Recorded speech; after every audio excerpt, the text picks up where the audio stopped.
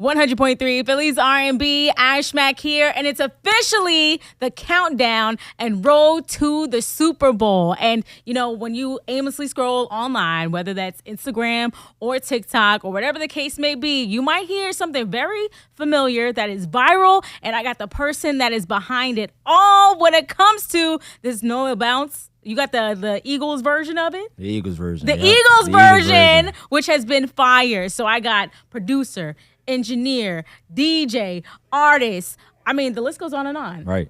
Yeah. Yeah, so we got RockyyLikee in the building today. How y'all feeling? How y'all feeling? How y'all feeling today? How y'all feeling? We were just saying how it's a little bit different because usually you're behind the scenes working with the artists and engineering. But how are you feeling now, being that, you know, all eyes are on you? First and foremost, all glory to God. You know, without him, I wouldn't be here. Sure. You know, so I'm called for this. You know, so I'm prepared. So my time is now. let's do it. Let's do it. So I'm more so relaxed right now, and you know, just in a place of humility, being humble, and wherever God takes me next, and that's where I'll go. Okay, let's definitely talk about purpose. Clearly, the resume, the list goes on and on of all the things that you do. Right. But what was the first inspiration that you might have received when it comes to starting your career in music or your love for music? This all started probably when I was like 13 or 14 in middle school. I was always that go-to guy to drum on the desk, drum on the lunchroom tables for everybody who would rap. And that's where it began, like, honestly. I love that. Yeah. So from doing that, I feel like all of us were in the lunch table doing the clips. Beat that was the main one. Yeah, that's that was the go-to one, right? And we all did, right? Yep, but how did you go from that to saying, you know, this is something that I actually professionally might want to consider and might want to do? It was not until probably about a couple years after that, I downloaded a program called Fruity Loops, and that is a software where all producers are familiar with, and that's where the production began. I first originally started out with, which is crazy, house music. Gotcha. So, from there, I gradually went into hip hop, R&B, and things of that nature, and then continued the journey from there, and then. Now we're here, NOLA Bounce. Yeah, I mean, but not only that, that's just like a start of it. Because I'm going to tell you my favorite one later. Because actually, it's the Brazilian funk one. That's fire. That's fire. Okay. But, being a producer, being an engineer, being a DJ, and an artist yourself, that's all a craft. All of it's different. Well, you could say hobby, but it could be additional stream of revenue. It can be so many things. What would you say is the best thing any artist or anyone inspiring to be in the music industry should actually learn to do first? Learn the business. Okay. I would say learn the business first and foremost before you actually really get into it, because as we know, this industry is wicked. Yeah. And you don't want to be taken advantage of on the business aspect when you're investing in yourself, right, and when you're pouring your heart and soul and your money into your craft, and you just don't want it to fall by the wayside due to you not knowing the business. Right. So give us 3 tips about the business side that you would recommend that you've been able to learn. So first and foremost, you want to make sure that your songs are copywritten. Fair. Whether it's beats, lyrics, whatever the case may be, you want to make sure that they are properly registered with your PROs, and the PROs are BMI, ASCAP, things of that nature. You also have Sound Exchange, which is also collect royalties and stuff like that digitally and globally. You have Song Trust that does the same thing, but internationally. Yeah. And then you also have I think it's MLC. It's called MLC, which also does the same thing, but it tracks things that you may not see. Yeah. It tracks the areas that you may not be able to reach or see. So.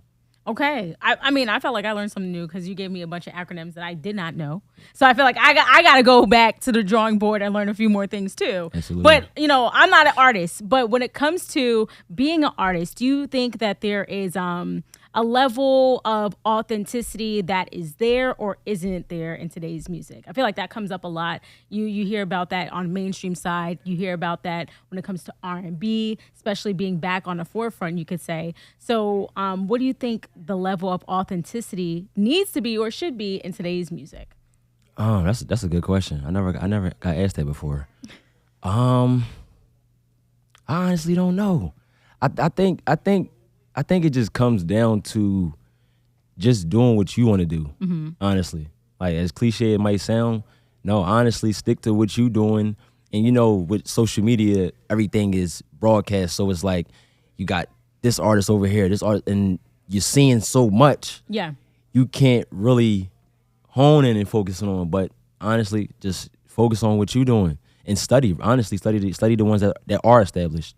But do you think people are studying and chasing a hit? Like you see it because of absolutely. Yeah, I think it's certain categories with that as well. It's like you do have artists over here that's chasing the hit. You have artists that are not chasing the hit. You have artists that are just genuinely making music and wanting to create a new sound. And so I guess honestly is to each his own, for real.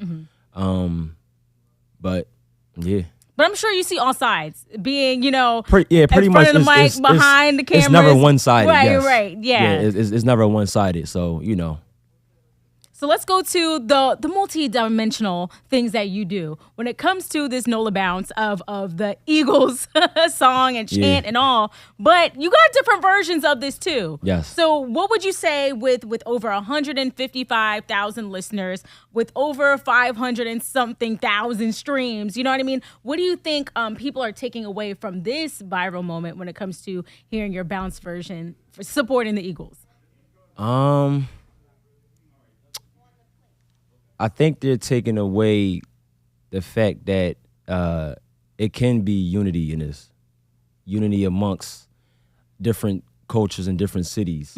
Far as, Philly colliding with, New Orleans and stuff like that. And just showing them that you can be unified in the music industry. Nobody has to be separated, or this city doesn't have to be doing its own thing. And no, we could come together, create, mix our sounds, with no ego, and do great things. Definitely. Do you think there is some type of alignment or similar sounds between bounce music and shake that music as well?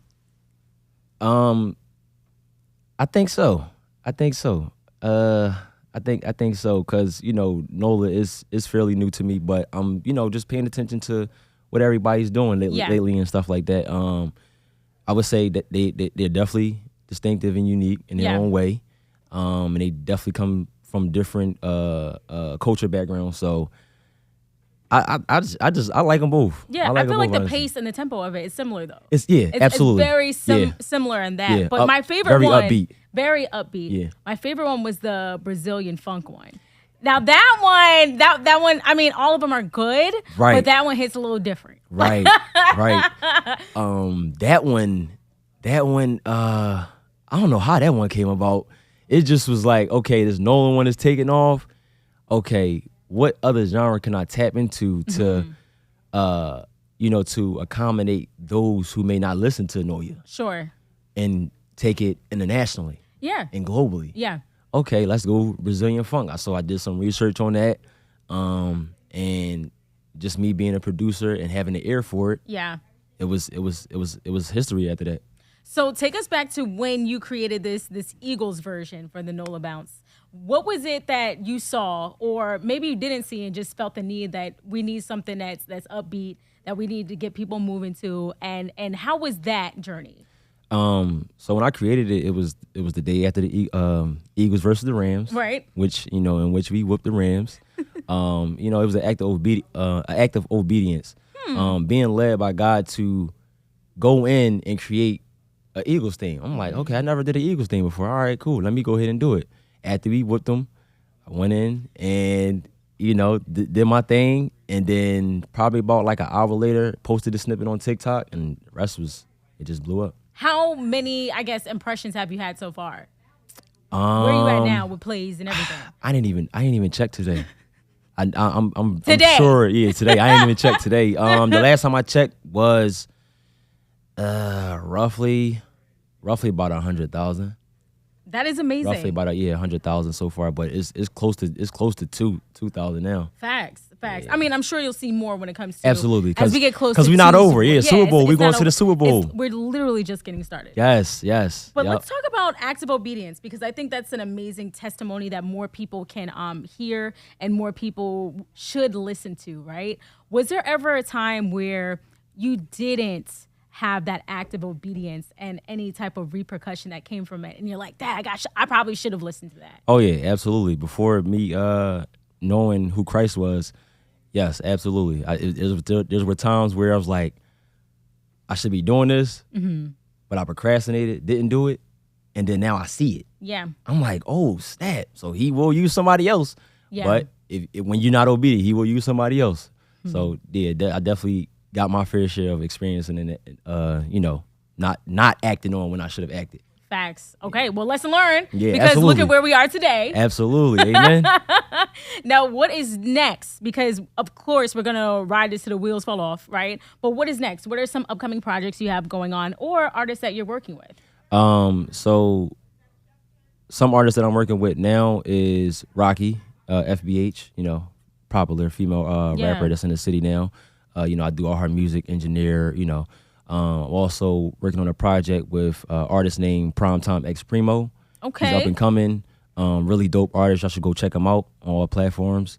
And, my son right there, Terrence Jr., he's a Christian artist, young Christian artist for children and stuff like that. Fire. He has his single out now called Understand, and it's Christian rap. So, positive, more gearing children towards Christ and stuff like that. So, that's what we got going on right now. I love the balance and the versatility. Absolutely. That's amazing. Yes. How important is it for you to be versatile? For secular music, non-secular, your family is heavily involved. Why do you think that's important and a part of your calling? So I think dang, that's a good question too. You coming heavy today, ain't you? These are not questions intentional, but alignment. These are questions you can't prepare for. But could you ask me that one more time, please? Yeah, I need to get that again. Clearly you've been well versed and still learning as you go. But when it comes to being an engineer, being a DJ, being a producer, being an artist yourself, your son's career, having your family involved, and also being on both sides of the coin when it comes to secular and non-secular music. Right. A lot of times we see people being condemned for their faith and their belief. But why do you think it's a part of your purpose and your calling to do both? Because at the end of the day, it's not those who are saved who need the help. It's those who are sick, not literally sick, but who does not know Christ. Yeah. Who does not have that guidance or have that relationship with Christ. So I feel as though God is calling me to be that light to bring his people to him in order to see that there is better. Yeah. There is a new life that you can live other than what you're used to. Yeah. So, that's why I believe my purpose is right now, is just to call those and help those who are in need, honestly. Okay, you better be the vessel. Yeah. Use your light. Amen. Yes. Amen. I love that. That's a word. That truly is a word. I appreciate you. Thank you so much. Thank you so much for sharing your story with us. And we look forward to more of your success that is to come, whether that's you being the artist, you being the mixer, you being the engineer, right. DJ, producer, and all. I love it. But I also love seeing people that truly are passionate about what they do, yes, regardless of the industry. 15 years plus. Listen, congratulations, because not a lot of people can say they've been in a decade or more and found success consistently. Yes. I'm going to do it this day and I'm not going to do it. I'm going to take a year off. Sure. No, consistently, even when those days get tough, you got to have the consistency and the persistence along with it for you to keep going when those days where it's like, all right, well, I don't see anything happening. Right. No, this is the gift that God has given me. Who am I to quit? Who am I to say, I'm gonna put this down because it's not working. Right. No, this is what's in me. I'm going to carry this until my number's up. I love that. In the last 10 years, what can you say has been your most your proudest moment? This Eagles one. This Eagles one. I'm not even going to listen. Philadelphia Eagles. I'm waiting. Philadelphia Eagles. I'm waiting. I emailed y'all. Listen, I'm trying to listen. That Talk is it to right me. there. I Come think on. that is it. Where can everyone find and follow you at? Everywhere at RockyyLikee. That's RockyyLikee. Every single where, every platform, everywhere you can think of. Google it. I'm showing up. Perfect. And make sure to use the sound, okay, on TikTok, on Instagram, and Yes, tag we them going in to it. the Super Bowl. We not finished yet. We got one more game. Not finished, and you can get more right now over at rnbphilly.com.